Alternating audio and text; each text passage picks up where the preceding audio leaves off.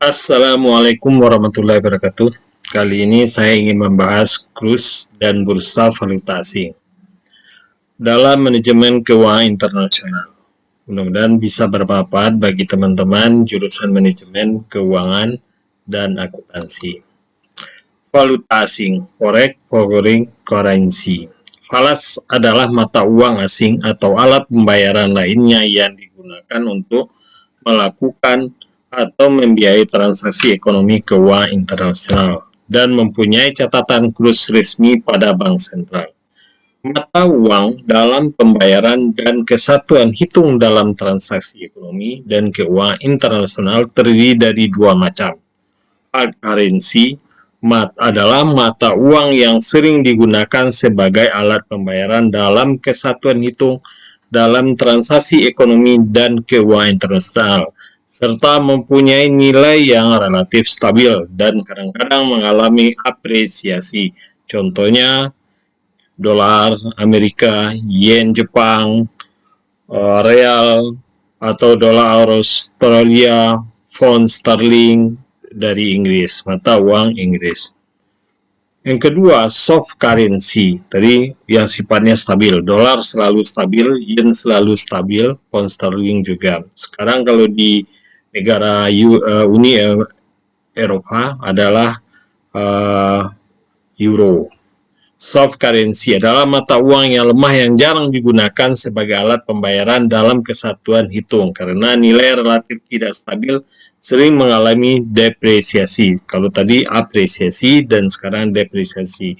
Mata uang Indonesia, rupiah, misalnya peso juga, Filipina dan rupiah di India, sering mengalami penurunan, istilah mata uang yang lemah ya. Nah, nilai tukar atau kurs exchange forex rate. Nilai tukar exchange forex rate adalah harga satu mata uang yang diepresikan terhadap mata uang lain. Kurs terdiri dari dua, kurs jual selling rate atau X rate. Kurs beli adalah buy rate dan bids rate atau bids rate. Nah, selisih antara kurs jual dan kurs beli adalah disebut spread ya. Nah, kurs bids dan X. Misalnya kurs 1 US dollar dihitung atau dikutip adalah 9.000. Misalnya kondisi sekarang adalah 14.500 per dolar nilai rupiah. Nah, jika kita memperoleh 1 dolar, maka kita mengeluarkan uang sebesar 9.200. Sama dengan sekarang 14.500. Jika kita ingin menjual 1 dolar, maka kita akan memperoleh harga 9.000. Selisih antara selisih sebesar 2 dolar merupakan spread atau keuntungan bank atau pihak yang menjual dolar atau money changer ya. Nah, forex quantization. Forex quantization adalah sistem penulisan yang menyatakan harga atau nilai suatu falas dinyatakan dalam falas lainnya. Direct quantization adalah sistem yang menyatakan nilai mata uang suatu negara, domestic currency, yang diperlukan atau diperoleh untuk satu nilai falas forex currency. Penulisannya dilakukan dengan menempatkan nilai domestic currency di depan dan unit forex currency di belakang. Indirect quantization adalah sistem yang menyatakan nilai mata uang falas forex currencies yang diperlukan atau diperoleh untuk satu unit domestic currency. Penulisannya dilakukan dengan menempatkan nilai forex currency di depan dan unit domestic currency di belakang. Nah, cadangan devisa. Cadangan devisa adalah total falas yang dimiliki oleh pemerintah dan swasta dari suatu negara. Berarti adalah cadangan yang dimiliki oleh suatu pemerintahan ya. Baik misalnya Indonesia punya cadangan falas. Makin banyak falas atau cadangan devisa yang dimiliki pemerintah, maka berarti makin besar kemampuan negara melakukan transaksi ekonomi dan keuangan internasional. Makanya kalau makin banyak devisa kita, makin kuatlah ekonomi kita. Cadangan devisa dikelompokkan dalam dua kelompok, cadangan devisa resmi, official forex reserve, yaitu cadangan devisa yang dimiliki negara yang dikelola dan diurus dan ditata usaha oleh bank sentral. Biasanya cadangan devisa resmi itu dikuasai oleh bank sentral atau di Indonesia Bank Indonesia. Cadangan devisa nasional currency forex reserve, yaitu seluruh devisa yang dimiliki oleh perorangan, badan hukum atau lembaga, terutama perbankan yang secara moneter merupakan kekayaan nasional termasuk milik Bank Umum Nasional. Misalnya kayak kita punya keuangan, punya tabungan, atau bank umum, misalnya kayak bank BNI, BRI, itulah contohnya ya. Mekanisme bursa falas. Bursa atau pasar falas adalah suatu tempat atau wadah atau sistem di mana perusahaan, perorangan, atau bank dapat melakukan transaksi keuangan internasional dengan jalan melakukan pembelian atau permintaan dan penjualan atau penawaran atas valuta asing. Biasanya kita bisa beli di bursa pasar atau di money changer, atau bisa juga di perbankan, biasanya di bank-bank ya. Prinsip pokok dalam bursa falas, pengertiannya kurs jual dan kurs beli selalu dilihat dari kepentingan bank, money changer, atau perdagangan valuta asing. Kedua, kurs jual selalu lebih tinggi daripada kurs beli. Biasanya kalau kita menjual, kalau kita ingin membeli, orang yang menjual selalu lebih tinggi daripada kita yang menjual. Misalnya kalau kita ke bank, kita membeli dolar, biasanya yang kita beli itu lebih tinggi daripada apabila kita ke bank menjual dolar. Nah, kurs jual atau beli suatu mata uang atau falas adalah sama dengan kurs beli jual mata uang falas lawannya. Misalnya kurs jual $1 sama dengan 10.000, maka kurs beli atas dolar adalah 1/10.000, sama dengan $1 adalah per 10. Artinya jika dolar menjual $1 10.000, maka sama artinya dolar membeli sebesar rupiah atau dolar 1/10.000. Bank devisa adalah bank umum pemerintah atau swasta nasional yang tetapkan atau diizinkan oleh pemerintah untuk menjual, membelikan, menyimpan, serta menyelenggarakan lintas pembayaran internasional atau di luar negeri. Berarti bank yang boleh melakukan transaksi falas dengan pihak luar atau di dalam negeri sebagai perantara adalah bank devisa. Kalau bank umum saja tanpa ada embel-embel bank devisa, dia tidak bisa melakukan transaksi falas dengan pihak perbankan di luar negeri.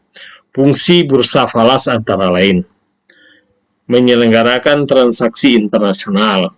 Yang kedua, menyediakan fasilitas kredit jangka pendek untuk pembayaran internasional. Biasanya kalau kita mau melakukan transaksi dengan pihak luar, kita harus punya jaminan, kita harus punya bank devisa sebagai perantara.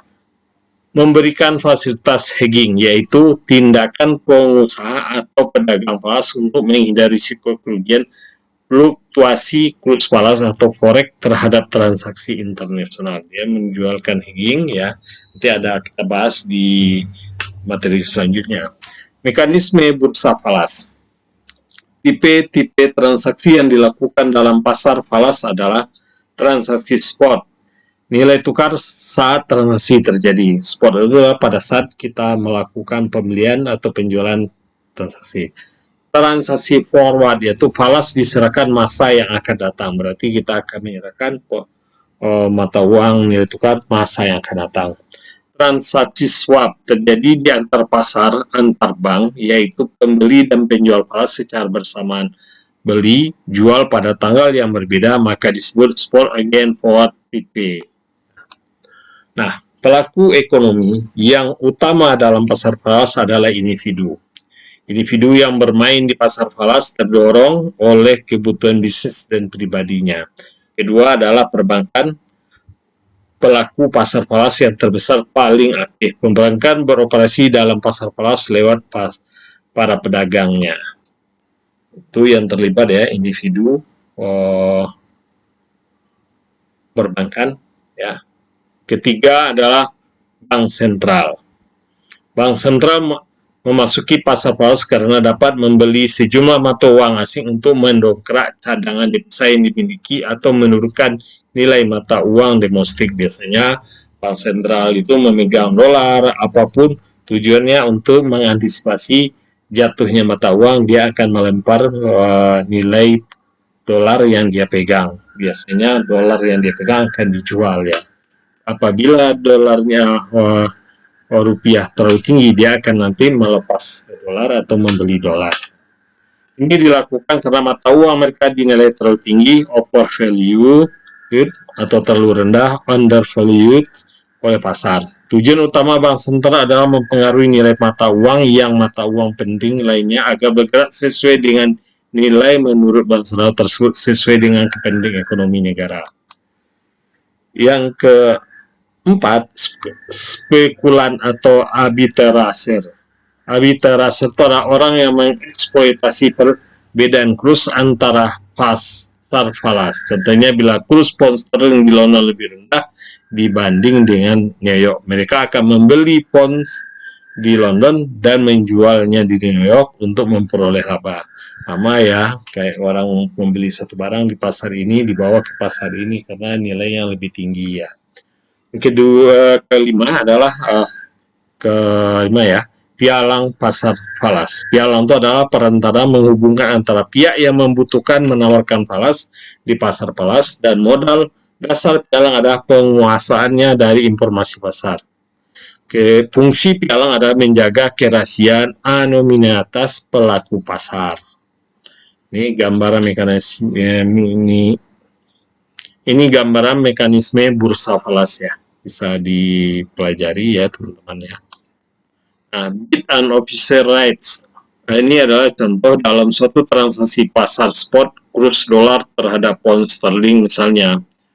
Suatu US dollar antara lain adalah 1,8410, 1,8420. Kurs di sebelah kiri adalah kurs beli yang mana bank tersedia menjual ada 1 pound sterling adalah 1 dolar 0,84110 untuk ditukarkan dengan 1 pound sterling.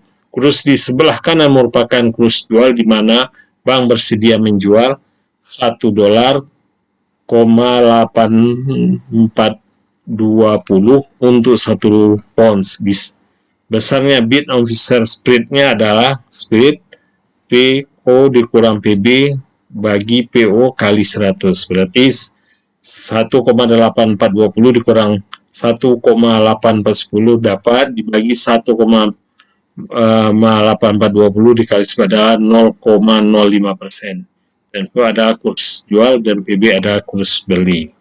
Oke teman-teman, sampai di sini pembahasan kita tentang bursa falas dalam manajemen keuangan internasional. Mudah-mudahan bermanfaat. Tapi jangan lupa ya teman-teman, like, subscribe, bunyikan loncengnya, dan share kepada teman-temannya. Thank you for watching.